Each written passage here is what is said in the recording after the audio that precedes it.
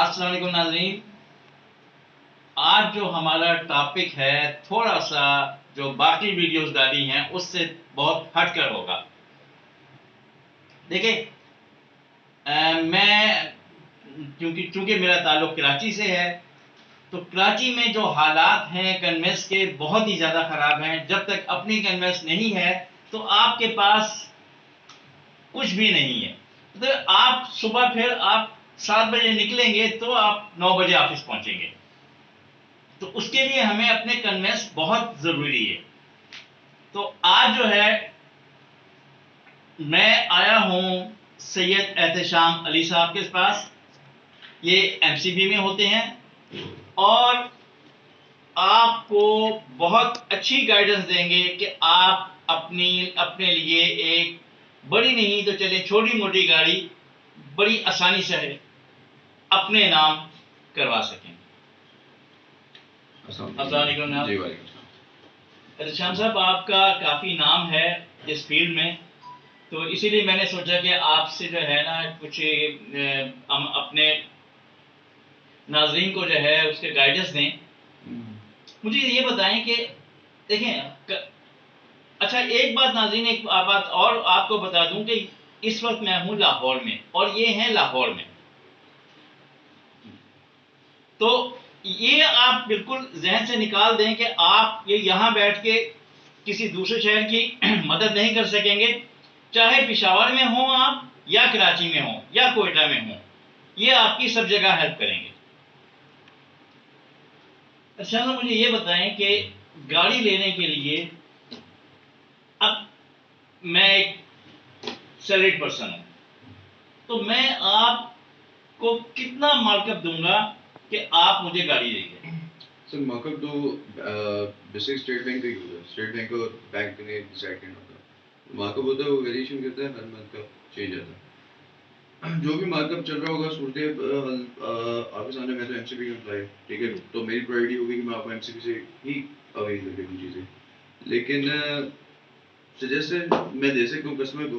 अब कस्टमर पे डिपेंड करता है कि कस्टमर क्या वो अपने लिए चूज़ करते हैं कि जी मैं फला मैक से लेना चाहता हूँ, मैं उसका मार्कअप शूट करता हूँ, तो देन मैं उनको वहाँ से भी मतलब ये यानी कि आप एमसीबी के अलावा भी अगर कोई किसी का चॉइस हो तो वहां से भी आप उसे गाड़ी लेकर दे सकते हैं। लेकिन इसमें बेहतर बेहतर मार्कअप जो चलता है वो एमसीबी का चलता है, जो कन्वीनियंट है सबसे कम।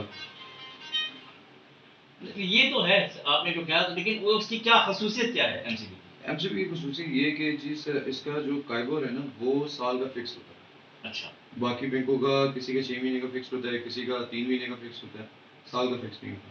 इसमें काइबोर आपका साल का फिक्स होता है, यानी कि साल तक आपकी इंस्टॉलमेंट सेम रहती है। वेरिएशन आती है साल के बाद आएगी। प्लान आपका चेंज होता है साल के बाद होता है। इसमें कोई हिडन चार्जेस वगैरह नहीं डालते हैं एमसीबी। और प्लान जो आपको हम एक्चुअल दिखाएंगे वही एज इट इज प्लान होगा, उसके अलावा कोई हिडन चार्जेस नहीं होंगे। बस सबसे अच्छी बात यही है, क्योंकि अक्सर यही देखने में आया है कि जी कहा कुछ जाता है और वह होता कुछ है। और एग्जैक्टली होता भी है ये। जो काफ़ी सारे कस्टमर की कंप्लेन होती है ये कि जी अदर बैंकों के हिडन चार्जेस बहुत ज़्यादा होते हैं। इसमें लेट पेमेंट आपने नहीं करनी है, इंस्टॉलमेंट्स टाइमली जमा करवानी है, तो आपको कोई चार्जेस नहीं। और उसमें कितना हमारे पास कितना होना चाहिए कि आपसे मैं गाड़ी ले सकूं? सर छोटी गाड़ी 1000 सीसी जो लोकल गाड़ी है ना, इस टाइम गवर्नमेंट ने अलाउ की है। इंपोर्टेड गाड़ियाँ बंद कर दी है गवर्नमेंट ने। सही।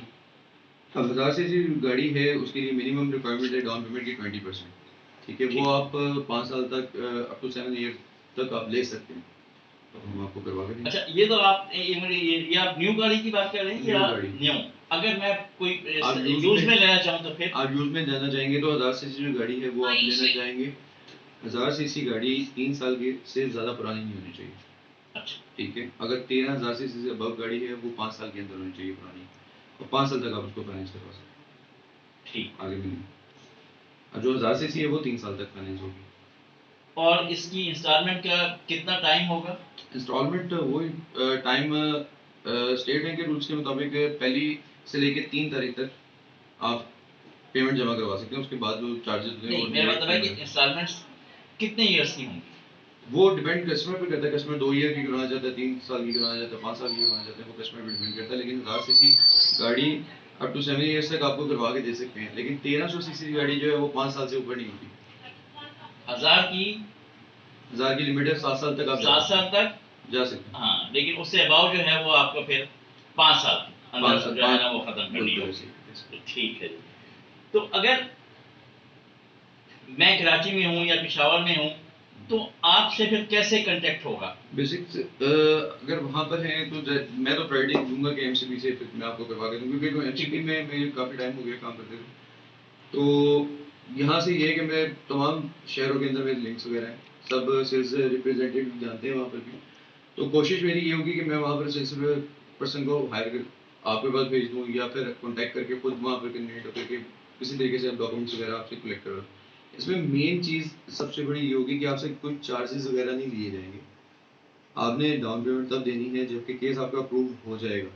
ठीक है, सबसे ज़्यादा सिक्योर बंदा यहाँ पर होता है कि जी हमने पेमेंट तो नहीं कोई देनी, तो पेमेंट हमने कोई नहीं लेनी आपसे। पेमेंट आप तब देंगे जब आपका केस अप्रूव हो जाएगा। आफ्टर 10 to 15 डेज के अंदर केस आपका अप्रूव हो जाता है मिनिमम। और हाँ, वेरिफिकेशन जो चीज़ें आप हमें प्रोवाइड करेंगे, डिटेल्स वगैरह आपकी रेजिडेंस ऑफिस की, जो डॉक्यूमेंट्स आप हमें प्रोवाइड करेंगे वो फेक नहीं होनी चाहिए, और उसमें कोई वो नहीं होनी चाहिए, बस आगे पीछे चीज़ें ना हो। अच्छा, ये जो आपने कहा 10 से 15 डेज प्रोसेसिंग के हैं, फिर प्रोसेसिंग के बाद हैंड ओवर के टाइम में कितना टाइम लगेगा? हैंड ओवर में देखिए सर, प्रोसेसिंग के बाद आपका केस अप्रूव्ड होता है। अप्रूव्ड होने के बाद हम आपको कहते हैं सर डाउन पेमेंट सबमिट करें बैंक में। हमें नहीं देनी, किसी को नहीं देनी, आपने डायरेक्ट बैंक में कुछ जाके जमा करानी। ठीक। बैंक से पे ऑर्डर निकलेगा, उसका पे ऑर्डर हम आपको दे देंगे, आप उसको बुकिंग कराएं या रेडी पे लें। बुकिंग कराने में आप बुकिंग कराते हैं तो आपको उसके अंदर सिर्फ टैक्स पे करना पड़ता है, रजिस्ट्रेशन और वो नहीं पे करनी पड़ती ऑन की अमाउंट। अगर आप रेडी पे कहते हैं कि मैं रेडी पे लेना चाह रहा हूँ, ठीक है, इसमें दो टर्म्स हैं ना, आप रेडी पे ले लें या बुक करवा लें। अगर रेडी पे कहते हैं गाड़ी मुझे अभी चाहिए हाजिर के अंदर, तो फिर आपको तीन चीज़ें एट ए टाइम डीलर को पे करनी पड़ती हैं। एक तो ऑन होता है, रजिस्ट्रेशन होती है और टैक्स होता है, ये तीनों सही। चीज़ें। अच्छा, इन केस अब हमने शुरू किया हुआ है कंपनी नेम्स के ऊपर भी गाड़ियाँ मिल रही हैं। अच्छा, कंपनी उसके लिए नेम्स क्या का जरूरी है? उसके लिए रिक्वायरमेंट है कि आपकी कंपनी पोर्टफोलियो होना चाहिए, कोई 3-4 साल से स्टेबल हो एक ही जगह पे जहाँ पर वो बिजनेस कर रही है, और अच्छा बिजनेस वेल सेट होना चाहिए। जैसे कि डिस्ट्रीब्यूशन है, कोई कंपनी है, जैसे कोक की डिस्ट्रीब्यूशन है, जी जी। ठीक है, वहाँ पर कोई एक बंदा चला रहा है डिस्ट्रीब्यूशन, और डिस्ट्रीब्यूशन छोटी नहीं होती कोक की, तो उसकी आगे हब्स बनी होती हैं, तो डिस्ट्रीब्यूशन उसकी फिर स्टेटमेंट्स वगैरह आती हैं, उसके डॉक्यूमेंटेशंस आते हैं, वो अलग अलग डॉक्यूमेंटेशंस हैं। वो जो भी रिक्वायरमेंट होगी, अगर कोई पर्सन लेना चाह रहा होगा वो कांटेक्ट करे, वो उसके बाद डॉक्यूमेंटेशन ये हम आपको गाइड देखिए, करेंगे। ये तो आपने कह दिया कि जी वो जो एक बड़े पैमाने का, अगर किसी का छोटे पैमाने छोटे पर पैमाने काम पे है। छोटे पैमाने पे काम है, यानी कि आप जस्ट लाइक कैसे छोटे पैमाने पे, कितने छोटे पैमाने पे कहना चाहते हैं? आप जैसे ये तो आपने बहुत वास्ट है ना, जैसे किसी का आम एक स्टोर है, मतलब ये समझ बड़ा स्टोर है, सर स्टोर है अगर किसी बंदे का, तो वो तो इंडिविजुअल अपने नाम पे भी ले लेगा गाड़ी। अपने नाम पे देगा, उसकी वैसे नहीं ले स्टेटमेंट होनी सकता। चाहिए, स्टेटमेंट उसकी होनी चाहिए। स्टेटमेंट के बगैर अगर अगर तो उस स्टोर का बैंक में अकाउंट भी स्टोर के नाम पर चल रहा है तो? अगर स्टेटमेंट उसकी अच्छी चल रही है उसके नाम पर, तो फिर वो कंपनी नेम पे जा सकता है, फिर वो कंपनी नेम पे जा सकता है। उसके लिए कंपनी नेम पे जाने के लिए ज़रूरी है कि उसका कंपनी नेम से अकाउंट चल रहा हो। सही। ठीक है, और अगर कंपनी नेम पे अकाउंट भी है, ठीक है, और उसके बावजूद वो कहता है कि यार मैंने इंडिविजुअल लेनी है, तो वो इंडिविजुअल भी ले सकते हैं कंपनी नेम पे अकाउंट हो, कोई ज़रूरी नहीं है कि कंपनी नेम पे नहीं होना चाहिए। कंपनी नेम पे सही। अकाउंट पे भी हम individual अगर वो इंडिविजुअल लेता है तो क्या अपने कौन से अकाउंट की स्टेटमेंट देगा? दोनों दे सकता है या कोई भी दे सकता कोई भी दे सकता है? है, अदर बैंक भी दे सकता है सर, अच्छा, कोई भी उसके लिए कोई वो जरूरी नहीं है। रिक्वायरमेंट नहीं है कि फिक्स बैंक नहीं है, अदर बैंक भी स्टेटमेंट हो सकती है। अच्छा, इंश्योरेंस के बारे में क्या है? इंश्योरेंस के इंश्योरेंस सर, इसके डाउन पेमेंट जो आप हमें 1000 सीसी के लिए 20% मिनिमम डाउन पेमेंट होती है, और जो 20% डाउन पेमेंट होती है उसके साथ आपकी एक इंश्योरेंस की शरह 2% लेते हैं, ठीक है, एमसी।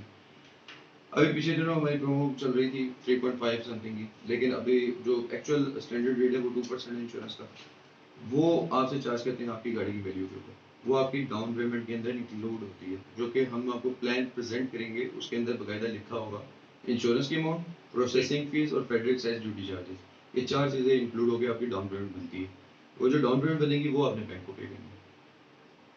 अब ये जो स्टेट बैंक अक्सर वो अनाउंस करता है जी 2 महीने बाद अपना शरह सूद उससे क्या इफेक्ट आएगा? 2 महीने के बाद शरह सूद स्टेट बैंक जब अनाउंस करता है शरह सूद अपना नहीं, कम वो- या ज्यादा जब करता है, तो क्या इसकी इंस्टॉलमेंट पर कोई फर्क नहीं, पड़ेगा? इसकी इंस्टॉलमेंट पे तब फर्क नहीं पड़ता, इसकी इंस्टॉलमेंट पे साल के बाद पे इम्पैक्ट पड़ेगा। साल से क्योंकि पहले कुछ भी नहीं। आज आपने अगर गाड़ी दी है इसी महीने में, अगर आपका लॉक हो गया है, डिस्बर्समेंट्स हो गई या फिर लोन चढ़ गया है, एमसीबी की बात बता रहा हूँ मैं आपको, जी। तो उसके अंदर आपसे ये नहीं होगा कि 2 महीने के बाद काइबर ऊपर चला गया तो आपसे इंस्टॉलमेंट ज़्यादा करनी शुरू कर देंगे, ऐसा कुछ नहीं होगा। साल के बाद, साल तक आपकी इंस्टॉलमेंट फिक्स रहेगी। साल के बाद काइबर चेंज होगा, पॉइंट्स में होगा, डिजिट में नहीं होता। अगर पॉइंट्स में जितना भी चेंज हो, ऊपर चला जाए तो ऊपर चली जाएगी, नीचे आएगा तो नीचे इंस्टॉलमेंट हो जाएगी। कम से कम भी हो सकती है, ज़्यादा भी हो सकती है। जैसे कि पीछे मार्कअप बहुत कम था, फिर हाई हुआ, फिर कम हो गया। जिन्होंने कम रेट पे लिया हुआ था उनके लिए हाई हो गया, जिन्होंने हाई पे लिया हुआ था उनके लिए कम हो गया। ये चीज़ इसका मतलब ये हुआ कि एमसीबी इस मामले में बेहतर है कि आप 1 ईयर तो आप बिल्कुल ज़हनी सुकून है कि जी कुछ इसमें चेंज नहीं आएगी, आपने यही पैसे आपने जेब से निकाल के देने हैं। एग्जैक्टली। और इसमें एमसीबी आपके लिए फायदेमंद इसलिए भी है क्योंकि कार्बो मार्केट की निस्बत मार्कअप जो है इस टाइम एमसीबी का बहुत लोएस्ट है, और आपको ये दूसरे शहरों में भी फैसिलिटेट कर देगा।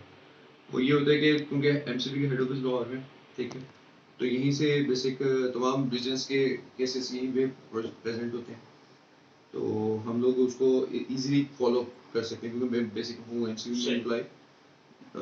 तो मैं दूसरे बैंकों में बाद में ही प्रेजेंट अगर करूँगा जब आपकी सजेशन होगी, आप ज़्यादा फोर्स करेंगे कि नहीं इसने इससे करें, देन मैं खुद से नहीं करूँगा। मैं आपको सजेशन दे सकता हूँ, मशवरा दे सकता हूँ कि ये चीज़ ये है, ये चीज़ ये है, चॉइस आपकी है, आपने जो लेना है वो आप बताते हैं।